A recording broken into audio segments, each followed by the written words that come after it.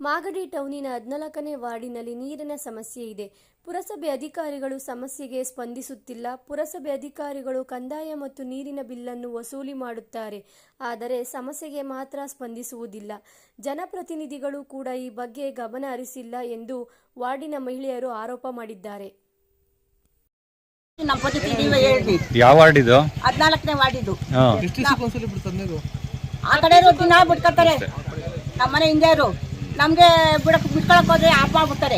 ನಮ್ದು ಬೋರು ನಮ್ಗೆ ಕೊರ್ಸಿರೋದು, ನೀವು ಬೇಕಾದ್ರೆ ಕೊರ್ಸ್ಕೊಟ್ಟಿ ನಿಮ್ ಜಾಗದಲ್ಲಿ ಅಂತಾರೆ.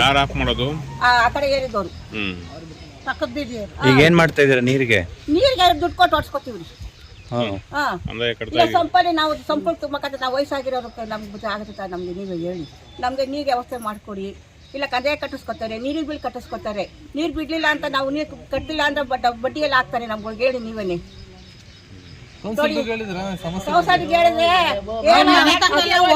ಹೋಗಿದ್ದೀವಿ ನಾವು, ಮನೆ ತಗೊಂಡು ಬಂದಿದ್ದೀವಿ.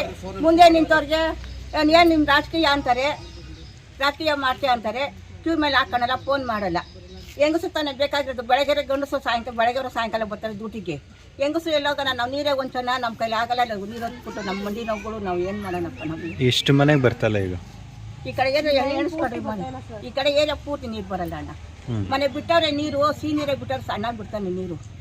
ಎಲ್ಲ ಕಡೆ ನಿಲ್ಸಾದ್ಮೇಲೆ ನಮ್ಮನೆ ನಿಲ್ಸೋದೆ ಬಂದದೆ ನೀರು. ಅಂತ ಗಂಟ ನೀರು ತುಂಬಿದ್ವಿ ನಾವು ಸಂಪಿಗೆ.